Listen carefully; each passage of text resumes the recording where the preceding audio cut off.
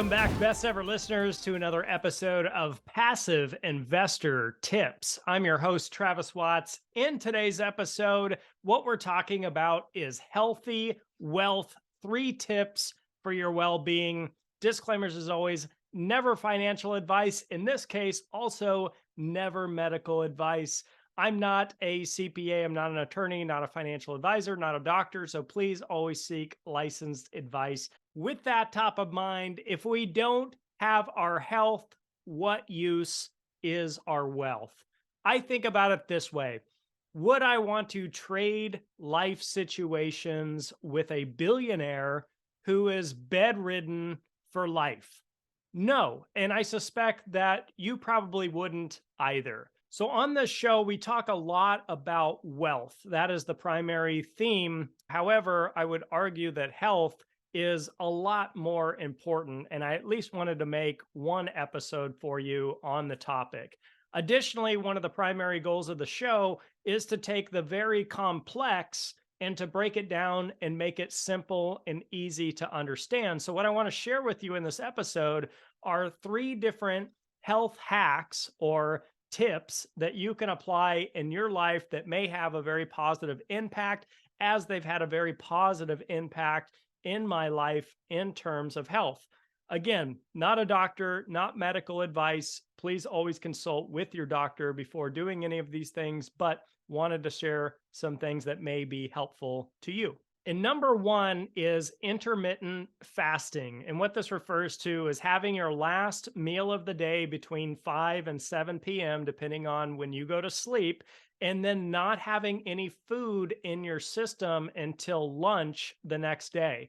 And what this does is it allows your body to rest and to repair itself, cuts down on the amount of calories that you consume. It can simplify your mornings. It can give you potentially more energy, as it often does for me, and it maximizes fat burning potential in your body. Now, if you have to have a cup of coffee in the morning or something like that, it would be best, if you're intermittent fasting, not to have creamer or sugar with it. Just drink black coffee.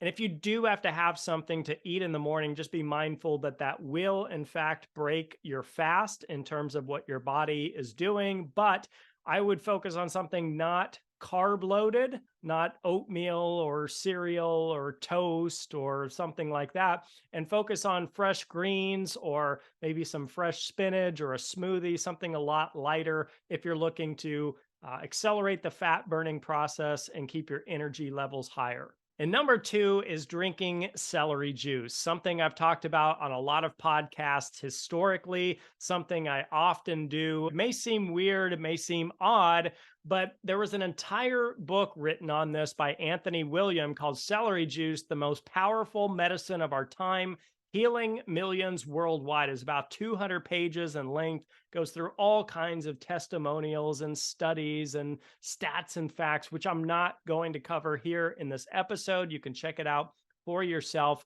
And by the way, you do need a juicer to properly make celery juice in the way that I'm talking about it, not a blender. So you put the celery stalks in, ideally organic, washed celery, and you drink a minimum of 16 ounces 30 minutes before eating. So if you are going to have breakfast, this is 30 minutes before breakfast. If you're doing the intermittent fasting, this would be 30 minutes before lunch. And a few things that I've noticed after doing this for many years, and my wife has noticed too, is that inflammation goes down, your joints generally feel better, bloating goes down, our energy goes up, our skin started looking better after approximately a month after doing this. You may see slight weight reduction by doing this, and our digestion has improved since we've been on celery juice. So something to think about. And number 3 is exercise. I saved this for last on purpose because it's my belief that diet can get you about 70% to most of your health goals, and exercise gets you the rest of the way with 30%. Now, I don't know if you're like me, but I don't like waking up super early in the morning, having to drive to gyms, buying really expensive gym equipment, doing all kinds of supplement things and protein shakes. So I like to keep it very, very simple. I do push ups, sit ups, dumbbells, and occasional cardio. It's a very low cost way to exercise. And if you travel a lot like I do, there's really no excuse why you couldn't exercise a particular day or a particular week. So when it comes to push-ups, usually this is 50 to 100 push-ups depending on your personal capabilities, and I usually do a few sets of maybe 10 to 30 reps. For sit-ups, I do at least 100 sit-ups, and that's broken down into two different sets of 50 reps.